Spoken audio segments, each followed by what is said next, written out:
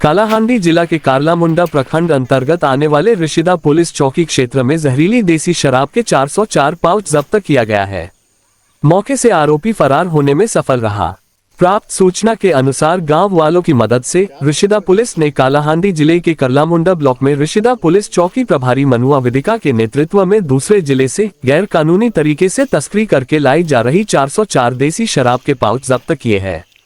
ऋषिदा police चौकी प्रभारी मनुआ विदिका ने छापा मारकर पोकिला गांव के अनूप कंवर नाम के एक व्यक्ति से 404 जहरीली देसी शराब के पाउच जब्त किए हैं। पुलिस ने इस संदर्भ में मामला संख्या 312 दर्ज किया गया है।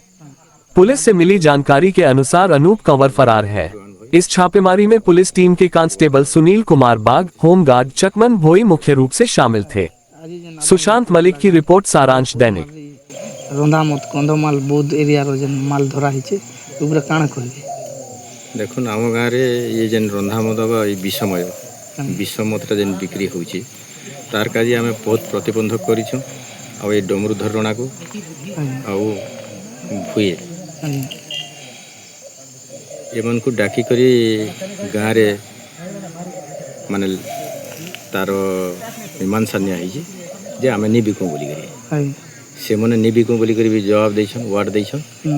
और बर्तमान ये 3-4 वर्ष है जेनटा कि विषमदटा पौरकला पूरा बंद कराई। आम गाँव समस्ते गाँ कमिटी तथा भद्र व्यक्ति डमरू घर के भयदेवर घर के जाकर भी आम मना कर बर्तमान ठू आम नहीं बिकू जेहेतु आम गाँव कथा आम मानिक चलमु बोलिक से कहले। तार परे परे कहले सीना से किंतु बहुत थर माने आमर मद रंधा मद धरा पड़ी करी से माने थाना रू अथा ये जान आमर अबकारी भी से माने जाइकरी कोर्ट रू माने जेल भी भोगुछन।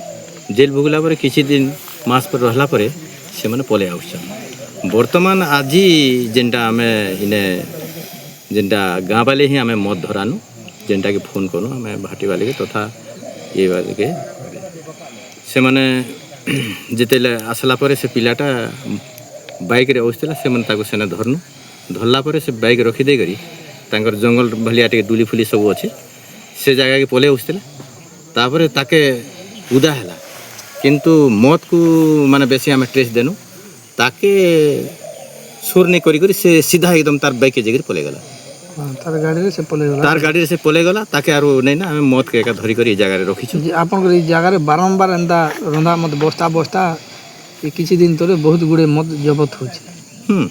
नहीं आम तो सब मत धरा चली किंतु ये मैंने जाई करी किछि दिन पर ताको नारे केस बास है करी से माने कोर्ट रे माने बेल आनी करी हो कि काना तार व्यवस्था करी करी माने सब पले होछि। अच्छा ई जिनिसटा जन बाहर जन मत आसिक जन लोकन को जन प्रकार असुविधा जन पगो छ ई जिनिसटा आपन के ठीक लागु छै?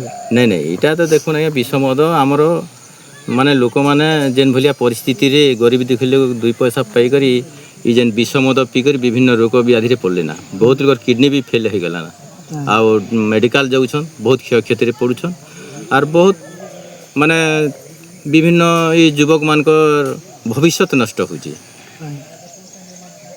आ बहुत क्षतिकारक होछि। एणुक आम गाँव में विभिन्न प्रकार कौशल नहीं करी माने मन कहूँ बुझाऊँ आ विभिन्न न्याय निष्पत्ति भी आम एमन ना करूँ किंतु ये मैंने नहीं मानबार तो से आईन बा जेन प्रशासन जहाँ एमन के गोटे भल हिसाब से केन्द्र स्टेप ने बोलिक गोटे विशेष अनुरोध करूँ गाँ तरफ।